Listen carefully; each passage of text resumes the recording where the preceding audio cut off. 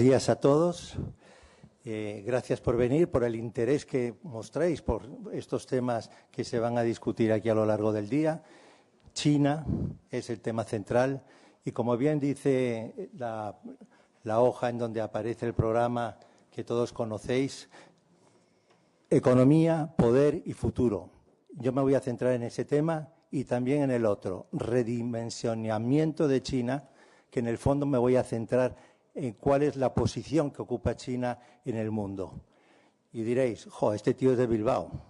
Mira qué decir China ante los retos y anhelos mundiales, no podía ser más grande el tema. Y encima lo quiere decir en media hora y con 6 diapositivas nada más. Bueno, pues eso es lo que vamos a intentar.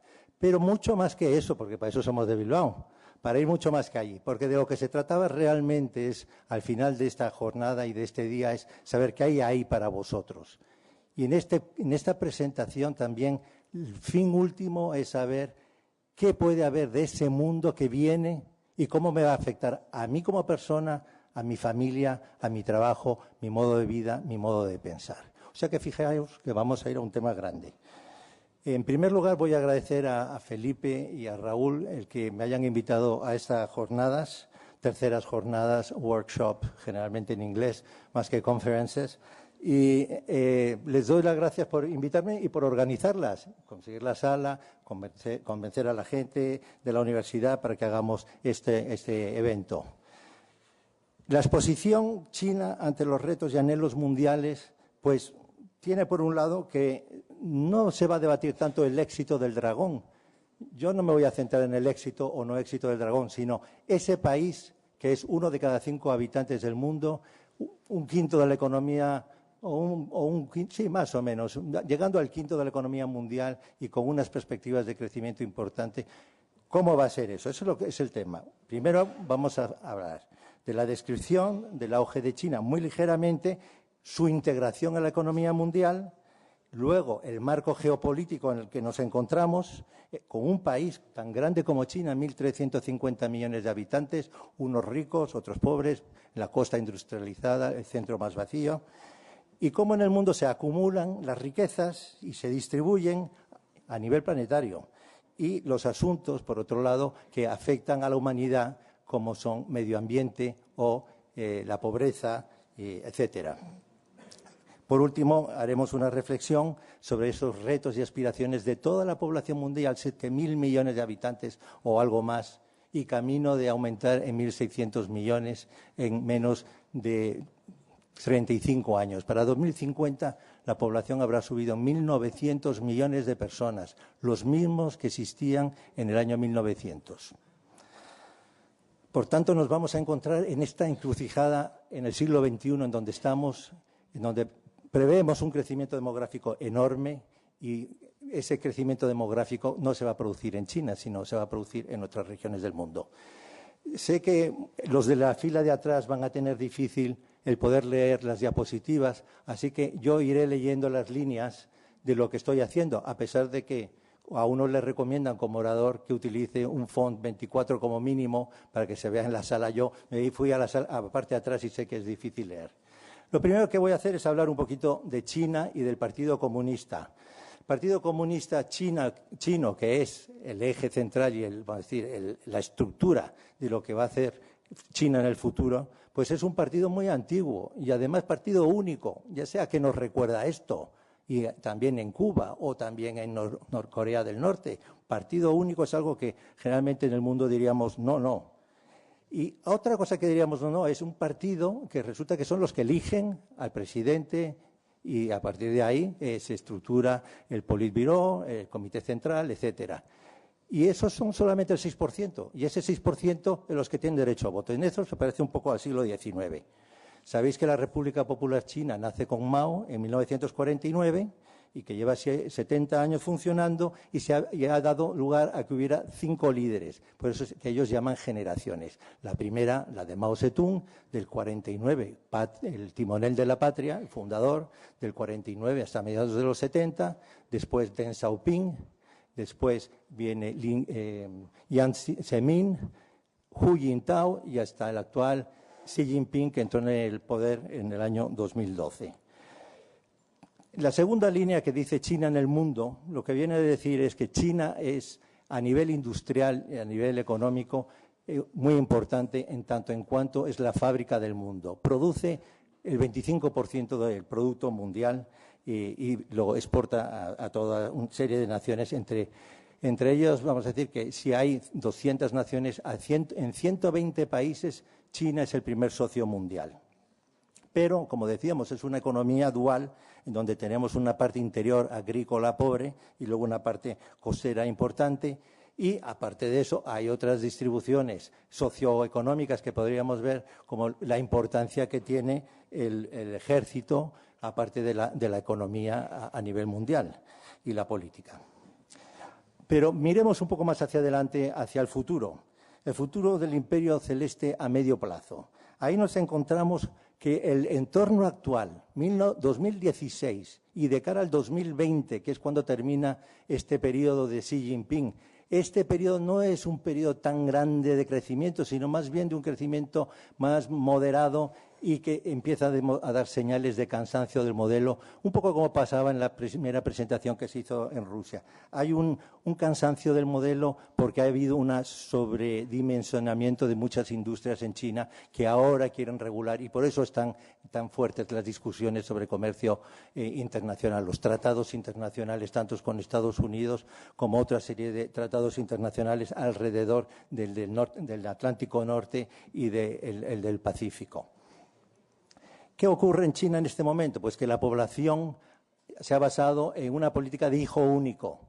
Y eso quiere decir que socialmente cada vez en China es más pesado el gasto de sanidad y los gastos de pensiones. ¿Por qué? Porque la población va envejeciendo y solo existe un hijo que tiene que mantener padres y abuelos en el futuro.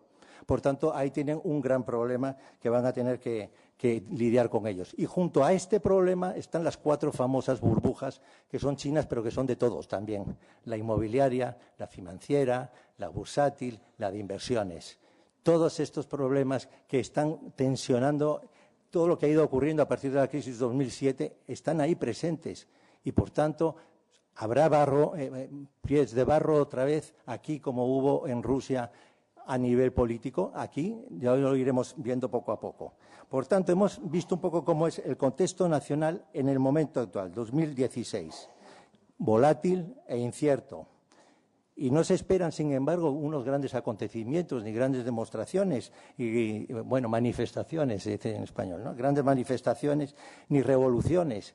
Pero va a llegar Xi Jinping, que tiene tantísimo poder, va a llegar a 2020 frente a estos cambios tan enormes que tiene que realizar y cómo va a responder la sociedad china a ellos. ¿Puede ser este caso parecido al de Gorbachev? Desde luego que hay muchas diferencias entre Xi Jinping y Gorbachev, pero sí que Xi Jinping, que quiere acumular el poder, se da cuenta que a su vez tiene que imponer una serie de medidas sobre clases políticas medias, sobre mandos medios, para intentar que se hagan los cambios que él quiere. Y eso no es tan sencillo, tanto a nivel autonómico de regiones como a nivel de ejército o de grandes empresarios, etcétera. ¿Cuál es la meta última de largo plazo que tiene planteada la República Popular China? Y, por tanto, es la que ha definido el Partido Comunista Chino, quien marca el destino del país. Pues ellos dicen, queremos que para 2049, para el centenario del nacimiento de la República Popular China, China sea una nación rica, fuerte, democrática, civilizada, moderna, socialista y en armonía. Si vemos esta definición de metas puestas en una sola frase, diríamos que muchas de esas metas que ellos están planteándose para 2049, siendo un país que a nivel de renta per cápita está en el puesto 80 a 90, dependiendo de quién haga un poco los análisis de rentas per cápita, va a decir Fondo Monetario, Banco Mundial, las grandes organizaciones que se encargan de estos datos. Ellos vienen a decir que China viene a estar en el lugar 80 en renta per cápita y que a lo mejor para 2050 lo que quieren estar es ser como los americanos, tener la renta per cápita por los americanos, tener un poder fuerte, esa es su meta. Y para eso dicen rica, fuerte, democrática, civilizada, moderna. Y uno diría, bueno, pues como la Unión Europea o como a lo mejor los Estados Unidos. pero añaden, y ahí está el cambio que ellos proponen sobre el futuro y el devenir del mundo, socialista y en armonía. No quieren entrar en temas de guerra, son más bien pacíficos, en su definición de objetivo a largo plazo, luego ya veremos si en la realidad es así o no, y en armonía, que es un concepto confucionista o confucionismo de Confucio, que veremos esta tarde más en detalle. El hecho de la armonía, de vivir todos en paz y vivir en buen, va a decir, llevándose bien las relaciones entre unos y otros, como los coros de música. ¿Y para ello qué proponen? Proponen separarse del capitalismo, tal y como se ha conocido, igual que pasó en Rusia, pero ellos dan una definición de capitalismo que le llaman economía socialista de mercado. Este concepto viene de Deng Xiaoping y dice de mercado como los occidentales, pero socialista, básicamente, digamos, que podría ser un poco la idea de fondo. Y esta es la evolución que nos espera de la ideología china, del Partido Popular, del Partido de la República Popular, que es el Partido Comunista Chino, del Politburo, del Comité Central, que son los que tienen que aplicar este principio. ¿Lo harán? ¿No lo harán? Está por ver. Seguiremos comentándolo. Dejando ya un poco la visión solo del país. Vemos un país que quiere moverse en una dirección, pero aquí, al mismo tiempo, hemos visto en la segunda presentación, en la presentación andaluza, cómo hay una integración de España en el mundo, pues lo mismo ocurrió en otros países, y entre ellos la integración mundial de China en el mundo, que empieza con las partidas de ping-pong de Nixon, más o menos a mediados de los 70, cuando los Estados Unidos por fin dicen China puede entrar a formar parte de Naciones Unidas y además le vamos a dar un asiento en el Consejo Militar, vamos a decir, el Consejo de Naciones Unidas, de Seguridad de Naciones Unidas. En este gráfico, sí, vamos bien, en este gráfico veis que he puesto como gobierno del mundo, tal y como se ha definido después de la Guerra Mundial, un gobierno que está en desarrollo. Nada de esto está fijo, esto está en desarrollo. Y por tanto no son fotos fijas, sino que aquí vemos Naciones Unidas, que se le da un papel de estar en el centro del mundo, donde va a haber un Consejo de Seguridad para temas sobre todo militares y nucleares, y en ese Consejo de Seguridad aparecen 5 superpotencias mundiales, que son Francia e Inglaterra, que he puesto la bandera de la Unión Europea, Estados Unidos, China, Rusia e India. Y luego he puesto ahí en verde como los países que no están en el Consejo de Seguridad, es decir, esa parte de la población de otros países, pero que no está en el Consejo de Seguridad, que es el que existe en la actualidad y que mucha gente dice, nos gustaría que fuera otra cosa, el Consejo de Seguridad. De ahí que se pasó de esas discusiones, de estas reuniones, que son más bien militares, de 5 a 7. Y se hablaba del G7, luego se habló del G8 y últimamente, dado que para acaparar a más población en las decisiones, se habla del G20, que es la zona que está marcada en rosado, que viene a representar la población del 80% del mundo. Y el mundo tiene más o menos 200 países, como he puesto ahí en azul. Eso diríamos que es el total de población, esos círculos, el total de población que existe en el mundo. 200 países, de los cuales, vamos a decir, solamente hay 2 que son líderes, y de cara al futuro 2 que están claramente posicionados para ganar la Vuelta o el Tour, que es China y los Estados Unidos. Y luego hay un tercero para el podio, como las Olimpiadas también, pero que no está muy claro. Hasta ahora parecía la Unión Europea, pero a medida que la Unión Europea es incapaz de tener una unidad, se va a ir yendo de esa posibilidad de estar en el podio a lo mejor dentro de 5 o dentro de 6 etapas, que no quiere decir años, sino a lo mejor 30 años, 40 años, irá perdiendo posición y a lo mejor queda en el puesto número 10 dentro de 50 años. Ese es el contexto en que vais a vivir dentro de la Unión Europea, a no ser que cambie mucho el rumbo que está tomando. Por tanto, vemos que hay 2 países muy poderosos, China y Estados Unidos, con una ideología de dominación y de ser los primeros en todo lo posible. Y luego vemos una distribución ahí que he marcado de las influencias territoriales, igual que existe la Unión Europea, existe África, Australia, los polos, etcétera, que esos son los bloques económicos, con sus culturas, con sus tradiciones y con sus relaciones y a su vez con sus propios organismos, que los he marcado en una línea amarilla a lo largo del eje, como si fuera un ecuador, en donde aparecen los organismos multilaterales, que son aquellos que trabajan a nivel supranacional, por encima de los gobiernos. El concepto de gobierno, o vamos a decir de nación o de Estado, que está cada vez más afectado por el cambio de la globalización, pues resulta que las decisiones no se pueden tomar a nivel de Estado, hay que tomarlas a nivel de organismos multilaterales, de los cuales existen muchísimos. Yo he pintado aquí, por dar algún ejemplo, de organismo multilateral, el Fondo Monetario Internacional, los BRICS, el ASEAN, los países APEC, y ellos deciden unas políticas a nivel de bloque regional. He puesto luego también otro anillo, pintado en azul, que son otro de los grandes jugadores del tablero económico y político mundial, como son las empresas multinacionales. Y ahí he dibujado unas pocas, pero digamos que lo interesante de las empresas multinacionales es que hace 15 años eran americanas y europeas y hoy ya no lo son. Ahora, el país que tiene más posibilidades de tener más multinacionales dentro del ranking que publica Forbes y otra revista que es Fortune, pues China está ocupando ya las primeras posiciones, tanto en banca como en las petroquímicas y las empresas petroleras. Y a su vez están subiendo otra serie de empresas porque están fusionando sociedades con el fin de competir a nivel mundial. Bueno, no me voy a extender en esta diapositiva porque creo que esa es la idea general que queremos pasar. Por tanto, hemos visto el marco geopolítico, a través de la integración nos ha permitido ver el marco geopolítico, pero ahora lo vamos a enfocar desde otra perspectiva, con dos tejados, con dos vertientes. Por un lado, las entidades, sea Estado, sea multinacional, multilateral, que pretenden acaparar recursos, y otras que están al otro lado, que pretenden solucionar problemas de la humanidad. Aquí es donde estamos ya entrando en los retos y en los anhelos. Entonces, en el lado de la izquierda, acaparamiento de los recursos y del poder, he marcado 5, 6 o 7 elementos que son claves. Y ahora les preguntaría, ¿cuál de estos creen ustedes que es el más grave para el futuro de la humanidad? Para mi futuro, porque ustedes son seres humanos. ¿Cómo me va a afectar cualquiera de estas cosas de verdad? ¿Va a ser los temas de militarismo? ¿Qué ocurre con ese tema?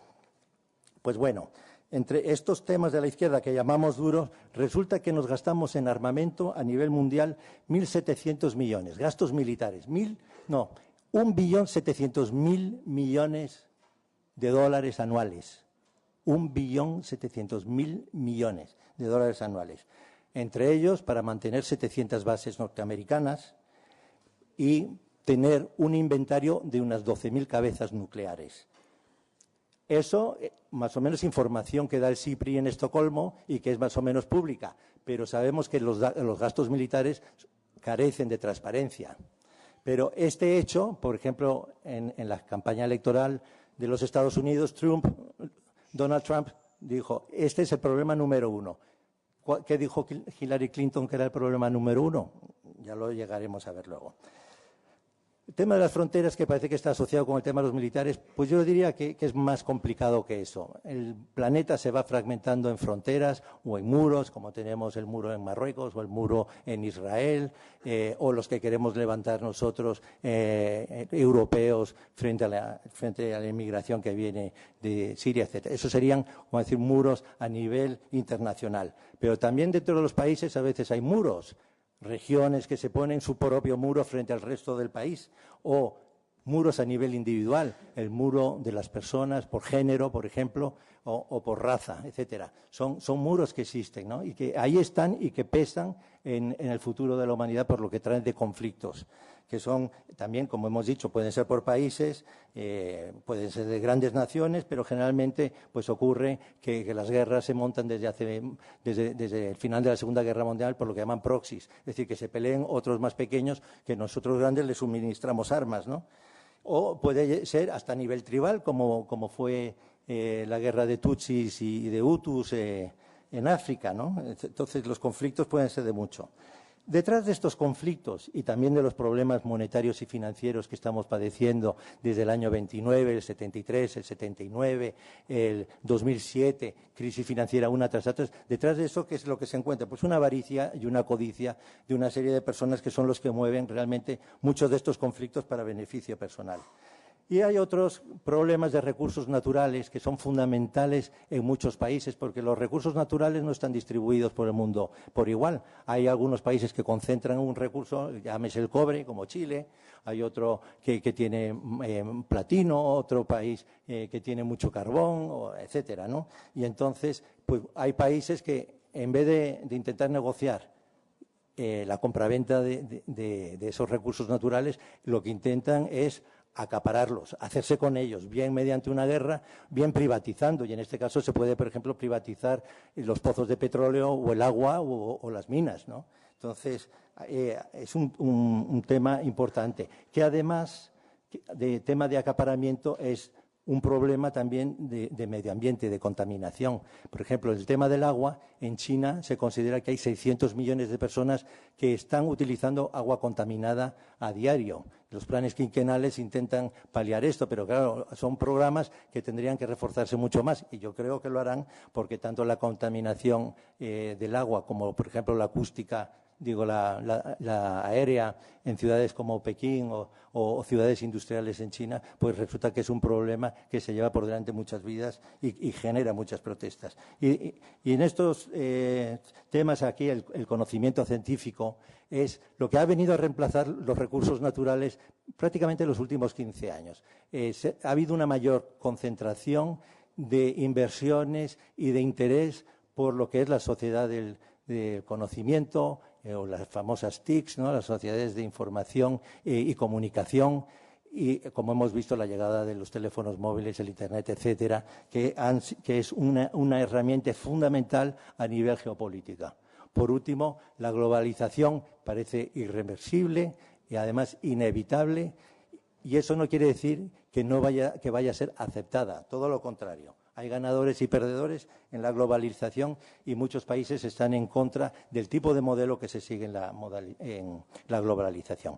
En el otro lado, de la derecha, decíamos otra vertiente de ver el mundo, que podríamos decir que es como la cara y cruz de la moneda.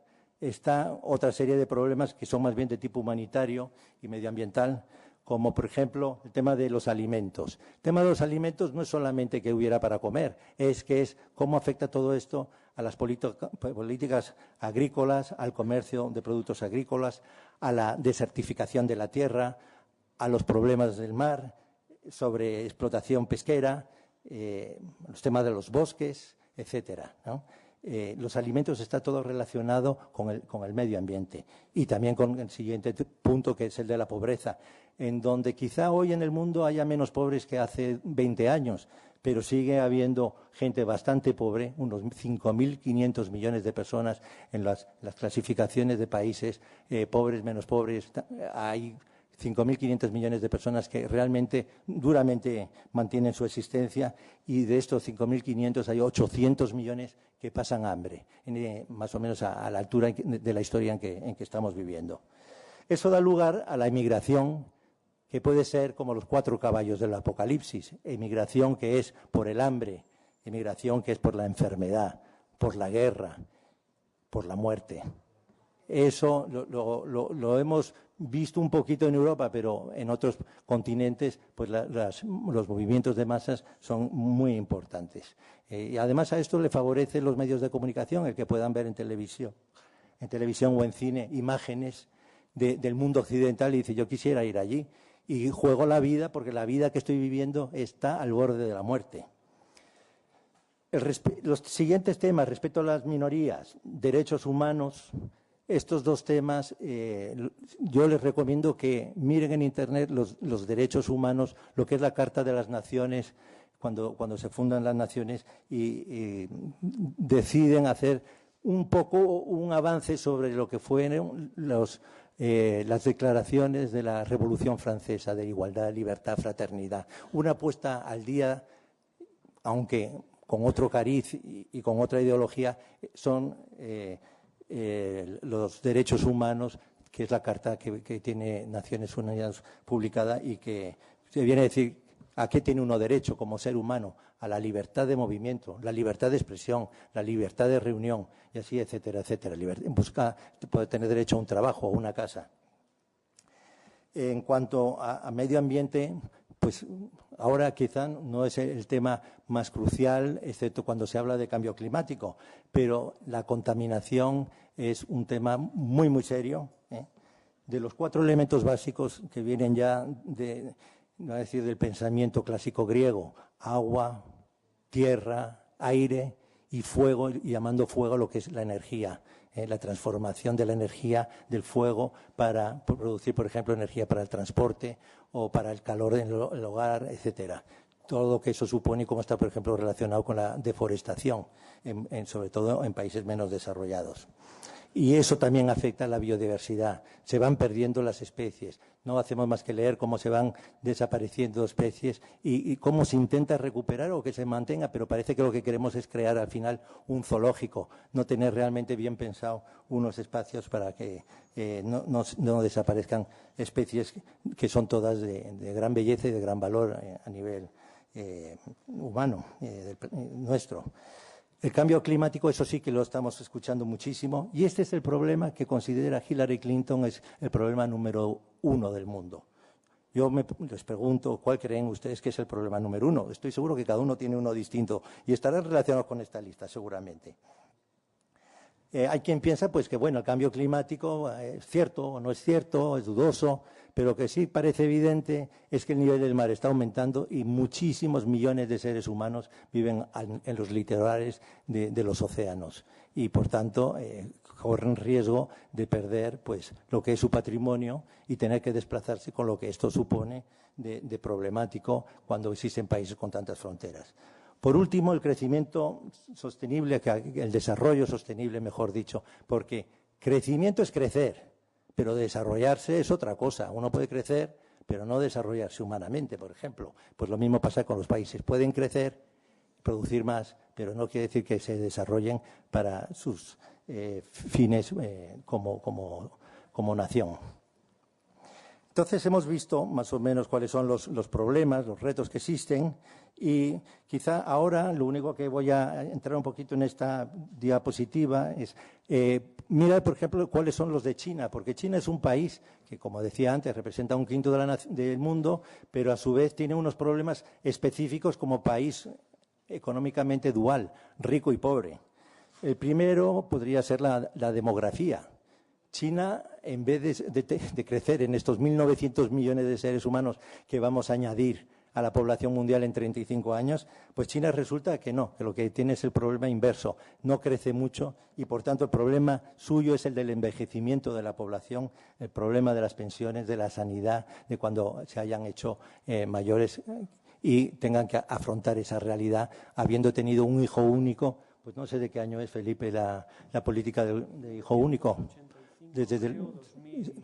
Es de la época de Deng, cuando introducen la política del hijo único, al comienzo de la generación de Deng, y claro, han pasado prácticamente 40 años, del 85, 95, 05, 30 a 35 años. Entonces, enseguida van a pasar a jubilarse y a tener un problema serio de población en un país relativamente grande.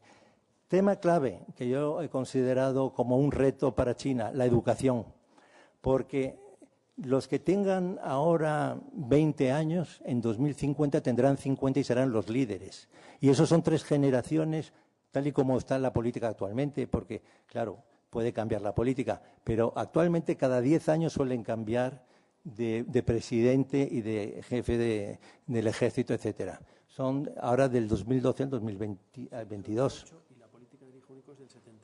Dice que la política del hijo único es del año 79, de la época justamente del comienzo de Deng Xiaoping en el gobierno. Entonces, quiere decir que en 30 años estaremos en la 8ª generación, pero que ya tiene 20 años y, por tanto, son de vuestra edad. Ellos van a estar en un aula como esta, en Pekín, oyendo conferencias como estáis oyendo vosotros y pensando cómo van a cambiar ellos el mundo. Y vosotros tendréis que pensar cómo lo queréis cambiar vosotros. ¿Queréis igualaros a los de arriba o queréis ir descendiendo?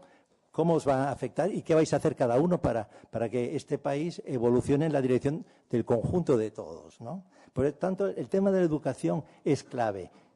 Hemos visto aquí los problemas, hemos visto aquí cuáles pueden ser los anhelos, tanto a nivel humanitario como medio ambiente, como de acaparamiento de recursos.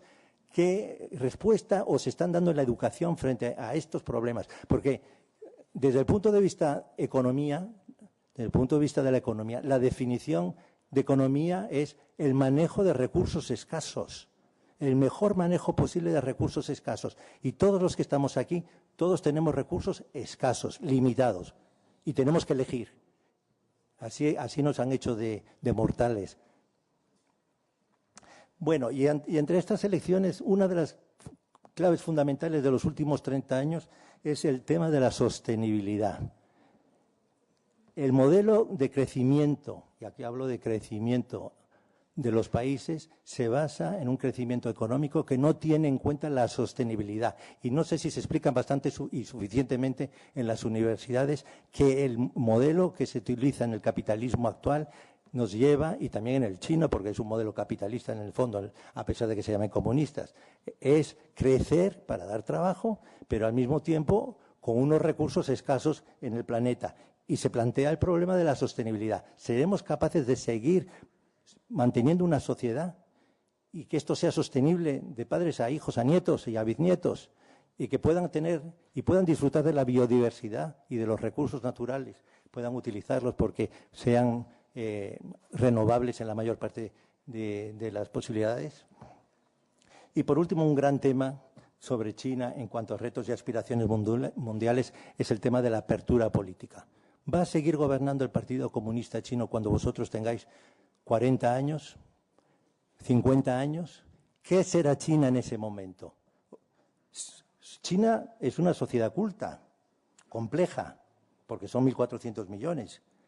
Y al mismo tiempo levanta barreras de Internet para estar separada de los occidentales porque nosotros creamos una cierta contaminación cultural. Pero, sin embargo, tienen 650 millones de teléfonos móviles que pueden utilizar. 650 millones en una población de 1.400 millones y en ascenso. Y además viajan unos 100 millones de chinos al extranjero para ver cómo se las arreglan en otros países. ¿Qué ocurre? Pues que la élite política china, que es la que toma las decisiones, justamente a esa élite, como pasó en España cuando estábamos en estas circunstancias de los turistas que venían, que iban, que salíamos al extranjero. Esa élite es justamente la que más viaja, la más educada y la que conoce mejor qué pasa en otras partes del mundo. Y eso es ahí, a ese nivel de superestructura, donde se va a producir el cambio. Hemos visto el cambio tan interesante que nos han presentado sobre Rusia. Y como la élite, porque estas cosas no las van a discutir los que no están educados, sino la élite se plantea a dónde va a ir China. Y resulta más todavía que hay 300.000 estudiantes chinos, 300.000 estudiantes chinos, que no sé cuántos hay en España, que están en Estados Unidos estudiando en este momento. No haciendo un solo curso, sino en varias universidades y muchos cursos, y en 3 o 4 años, 5 años. 300.000. Y además, los Estados Unidos le ha dado a la élite china 10.000 permisos de residencia. ¿Cómo va a afectar esto dentro de 10 años al cambio de gobierno que se venga por delante? Porque hasta hace muy poco, con la llegada de Xi Jinping, la época anterior a Xi Jinping, Hu Jintao, lo que se discutía es: ¿siguen los de antiguos del Partido Comunista intentando gobernar o van a ser los nuevos, los que están por Shanghái, que tienen dinero, etcétera? Pues ahí estamos. Vemos que el retorno de China y del imperio de China va a ser, pero no sabemos cómo. No sabemos muy bien cómo. Desde 1950, desde que Mao Zedong toma el poder, no hace más que crecer e ir bien. Es decir, no tanto en la época de Mao Zedong, pero sí que se establecen ya una serie de normas sobre qué papel va a jugar China en el mundo. Los americanos son un tigre de papel, nosotros vamos a tener nuestra propia vida. Los rusos no tienen nada que enseñarnos. Llega la siguiente generación y dice: no, yo no voy a mirar a Rusia, porque es un desastre como han resuelto la transición desde el modelo comunista al modelo capitalista. No lo han resuelto. ¿Y qué ocurre en todo esto? Que también es muy interesante para vosotros que buscáis trabajo. Mano de obra, población activa. Fijaros en este dato. China tiene 800 millones de personas en población activa. 800 millones. 10 veces más que Japón y que Rusia. ¿Sabéis lo que significa eso para cualquier cambio de precios de productos? De forma de organizar las cosas. Estados Unidos, se le calcula una población en 2014, digo, una población activa de unos 175 millones. La Unión Europea no llega a 200 millones tampoco. Es decir, el mercado laboral del cual se deduce el precio del producto final como componente de mano de obra está muy marcado por todo lo que ocurre en China. Y en este gráfico he puesto ahí al final un dibujito de los anillos, porque los anillos reflejan el espíritu del barón de Coubertin, francés, que trajo de nuevo los Juegos Olímpicos. Y tenía un moto, un título que decía Citius Altius Fortius. Esta universidad, que tiene cierto interés por los deportes y los Juegos Olímpicos, me imagino, pues viene a decir más rápido, más alto, más fuerte. Eso es lo que queremos ir consiguiendo con los retos y aspiraciones, pero no por la fuerza. El tema de la armonía, el tema del confucianismo, que veremos esta tarde, la idea tendría que ser ir hacia un mundo social y armónico, pero no por la fuerza. Hay que sentarse en la mesa y negociar, porque la fuerza, como he dicho antes, habrá en torno a 12.000 cabezas nucleares que no creo que nadie quiera que nos caiga algún día alguna en nuestro territorio. Y en esta presentación he añadido un tema en donde nos encontramos ahora, que es… ¿Cómo voy ahora? ¿Bien? 10 minutos, bien. Bien, pues el mito democrático. Estamos en una sociedad que se dice neoliberal, capitalista, democrática, etcétera. Pero ¿hasta qué punto es cierto que vivimos una sociedad democrática? Este neoliberalismo y democracia, ¿a quién está realmente beneficiando? ¿A quién favorece? Desde los años 60 ya hay una escuela en Frankfurt donde está Marcuse, Adorno, una serie de pensadores que dice, estamos en la época postindustrial. Los países avanzados ya no producen productos industriales, estamos en el sector de servicios, estamos en el consumo de cosas más ligeras. Y entonces, ¿qué significa eso? Una sociedad más ligera, controlada por la publicidad, controlada por el marketing, la imagen continua que vemos y nos la repiten y nos la vuelven a pasar. Si vais al Museo Reina Sofía tenéis una salita chiquitita que pone internacional situacionista, que es cómo ven el mundo una serie de artistas en los años 60. Es interesante ver la filosofía que hay detrás de esa internacional, por un lado, y situacionista frente a un mundo de la imagen, en donde vivimos, donde la realidad pues pasa un poco de lado, y más ahora todavía que ya no vivimos en esa sociedad postindustrial, estamos con la llegada de la telecomunicación, de la informática, de los teléfonos móviles, en lo que podríamos llamar la sociedad líquida, donde la información ya no tarda en llegar un día o 2 días, o me la pueden controlar mucho. No, hoy tienes más posibilidades de tú buscar información muy concreta. Es una sociedad líquida donde todo es prácticamente inmediato y por eso es tan difícil entender cómo se puede controlar todo esto. Y en esta nueva sociedad líquida resulta que el control se puede ejercer a través del teléfono móvil y se nos ejerce un control porque el teléfono móvil dice a la ciberpolicía en dónde estamos, qué hacemos, qué pensamos.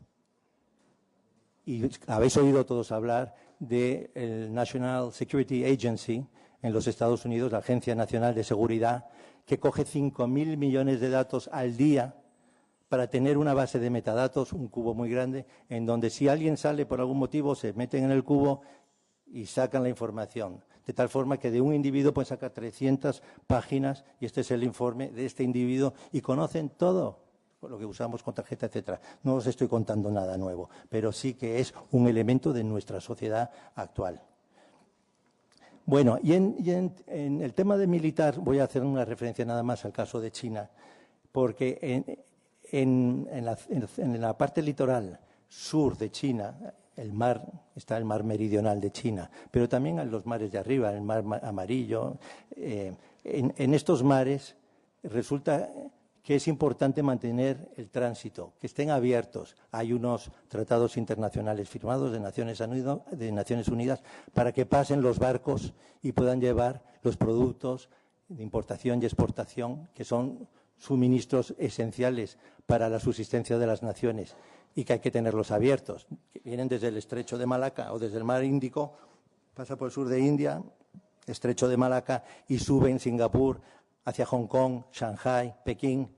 ¿Qué ocurre? Que ese mar los americanos lo quieren controlar porque tienen intereses en mantener su hegemonía imperialista americana, que desean ser el número 1 y no ser el número 2.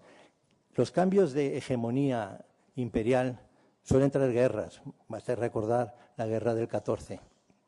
Y además traen guerras, y eso por eso digo yo, ¿cuál es el problema número 1?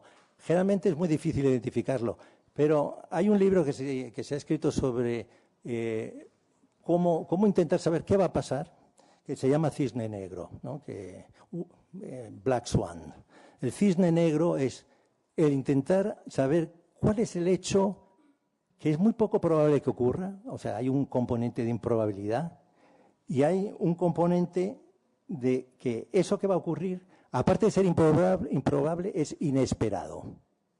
Pongamos, por ejemplo, la Primera Guerra Mundial, 1914. Nadie estaba esperando que fuera a haber un homicidio en Sarajevo por un señor que falló a la primera y siguió corriendo por la calle para coger al emperador en otra esquina y que no hubiera ahí la policía para que él lo pudiera matar. Y a partir de eso, improbable e incierto y muy poco previsible, a partir de ahí ocurre algo enorme, como una guerra mundial. Entonces, los cisnes negros consiste en ver cómo puede mejorar la humanidad en intentar controlar la posibilidad de que aparezcan cisnes negros, cuando tendría que ser blancos. Sigo un poquito con la presentación y ahí hablo de crecimiento y consumo, como hemos comentado. Lo que ocurre es que el consumo para ser fuente de trabajo y ser última meta del ser humano, pues es un poco poca meta en la vida, consumir. ¿No? Nuestra meta sea simplemente consumir y tener un trabajo, y esta es toda la aspiración que tengamos como seres humanos. Pero en realidad esto es lo que proponen las sociedades actualmente, tanto el Partido Comunista Chino como cualquier otro partido. Y desde el Comité Central lo que vienen a decirle a la población es: ciudadanos, buscar la riqueza y dejarnos gobernar sin hacernos preguntas. Pero ¿y si esto no pasa? Y resulta que un día les surgen y que se le identifican los pies de barro. Por último, paraísos fiscales. Hemos oído hablar de los papeles de Panamá, pero en realidad los paraísos fiscales son como los nudos de una gran red que hubiera, como si fuera una tela de araña, por donde circulan los capitales por el mundo. Y de repente llegan a un nudo, ese nudo es como si fuera un embudo, el dinero desaparece. Y eso le supone a las arcas de los países, de los estados, aproximadamente 250.000 millones de dólares anuales. Y esto es lo que supone, por ejemplo, que África sufra tanto porque lo expolian completamente, se llevan las riquezas, se llevan el dinero, etcétera. Pero otro mundo es posible, que eso es lo que es la parte positiva de esta presentación, porque hasta ahora un americano diría Doomsday, el día de Agamenón, ¿no? Lo que estoy contando, que son los retos y anhelos. Pero otro mundo es posible, pero hace falta crear nuevas instituciones que tengan el deseo de cambiar el mundo, la forma de gobernar el mundo y de ahondar en el espíritu democrático. Hay que conseguirlo, es posible. Yo no sé si eso son posibilidades para, como héroes de lo que es la mitología griega, el héroe que es mortal y se enfrenta a semejante tamaño de intereses de otra serie de personas que están en la cúpula del control del mundo. Pero bueno, hay que tener aspiraciones a ser posible, ¿no?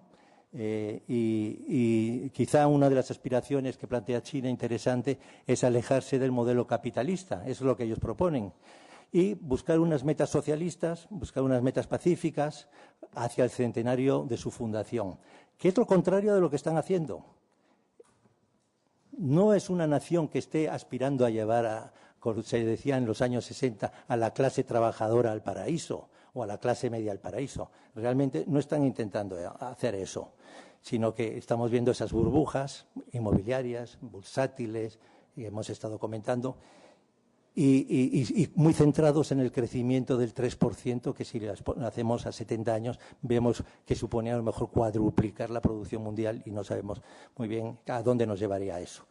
Pero la investigación económica de organismos como la OCDE, que está en París, o el G20, que tiene también algo que decir en esto, o la PNUD, que es un organismo para el desarrollo de Naciones Unidas, pues ellos dicen, no nos fijemos tanto en el crecimiento económico, dejemos eso a un lado. No se trata de que convertamos a la gente en gente que produce y consume. Y luego le damos un poco de libertad, la famosa sociedad internacionalista que decía antes, situacionista, que le damos un poco de libertad y se acabó. Poco rato de libertad para que se entretengan. No, aquí las gentes que piensan sobre qué hay que hacer con la humanidad se han fijado que vamos a cambiar lo que es Producto Interior Bruto por los índices de desarrollo personal. Y dicen, realmente, ¿qué es importante en la vida? Primero, una esperanza de vida larga. Tener vida, porque claro, una de las metas sería tener vida. Segundo, que la gente esté educada y pueda disfrutar de las cosas, no convertirlo en una persona alienada que va a trabajar, aprieta el tornillo, se va a su casa a ver el partido de fútbol, vuelve a apretar el tornillo. No, hace falta un cierto nivel de educación. Y tercero, que la gente pueda vivir una vida digna. Con esos tres elementos, Naciones Unidas saca unas estadísticas, les da una ponderación por países, mete los 200 países y dice, bueno, pues este país resulta que viven más y tienen una vida más digna que estos otros. Ese es un índice sencillo. Hay otro índice importante para decir a dónde queremos que vaya la gente que vive en este país. ¿A dónde queremos que vaya? Y ese es el índice que se llama de la OCDE, que la OCDE es nada más que una multilateral de 32 países ricos, en donde hay contratadas una serie de personas para pensar qué es lo que tendríamos que hacer con la población. Y estos dicen, lo importante son los siguientes parámetros: la salud de la gente, la seguridad, su solidaridad social, su igualdad, sus tasas de empleo, la calidad del medio ambiente en donde vive, qué ingresos tiene y su satisfacción de vida. Y hay otros índices que añaden a todo esto el equilibrio que tiene la gente en el trabajo y en la vida privada, no que están todo el día trabajando, o la participación ciudadana, participar en los organismos que nos da nuestra sociedad. Por tanto, plantean no solamente un cambio de modelo económico, sino un cambio de modelo ético, es lo que hacen, y decir, bueno, vamos a optar por el crecimiento personal, ese crecimiento personal del cual ya habló Erich Fromm, que fue un filósofo alemán, y que viene a decir, lo importante es que la gente siga su inclinación de aquello que le gusta y lo lleve y lo desarrolle y tenga una vida plena. Este es uno de los planteamientos interesantes. Bueno, por último, voy a ir cerrando la presentación con este resumen de lo que hemos ido hablando. Vamos hacia un mundo controlado por China y por Estados Unidos. Y lo que es importante es que vayamos hacia una apuesta de paz, vayamos hacia un modelo como el que nos han propuesto de ir a otros países a hacer comercio. No sé si habéis visto esa película de Moore, que habla, vamos a invadir Europa, pero para llevarnos lo bueno, los tiempos libres, el disfrutar de la vida, etcétera. Y vamos a otros países a saltarlos, ¿no? Entonces, bueno, pues eso es una cosa que también creo que es importante.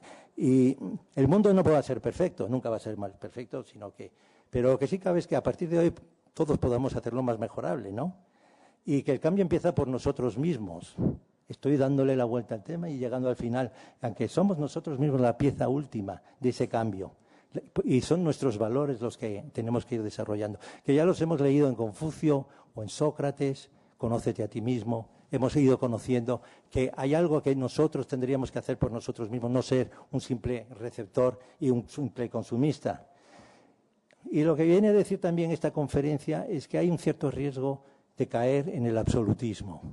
No el absolutismo tal como se veía en el siglo XVIII o en la Ilustración, el rey mandaba para todos y tal y cual, sino un absolutismo todavía mucho más pérfido, que es ese control absoluto que se puede tener del individuo, que nos hace por un lado estar controlados y por otro estar alienados. Y ese nuevo totalitarismo que ya hemos vivido en la época de la Segunda Guerra Mundial o anteriormente a la Segunda Guerra Mundial, donde se quería implantar un Estado por encima de los individuos. Y voy a terminar con un pequeño discurso que hay en una película que se llama El Gran Dictador, de Charles Chaplin, Charlotte para todos. Charlotte fue un gran enemigo de Hitler y, sin embargo, tenía el mismo bigote y la misma fuerza escénica. Intentó las dos cosas y dijo en esa película, en un pasaje de un discurso bastante más largo, que es un discurso político muy importante del año 41, no deis la vida por esos que en el fondo os menosprecian y esclavizan, sin valorar vuestras vidas. Aquellos que os dicen qué hacer, pensar, decir. Vosotros no sois máquinas, ni ganado, sino hombres. En vuestros corazones amáis la humanidad. No luchéis por la esclavitud, sino por la libertad. Vosotros, el pueblo, tenéis el poder de crear las máquinas, de generar alegría y felicidad, de convertir vuestras vidas en algo bello y libre, en una maravillosa aventura. Muchas gracias.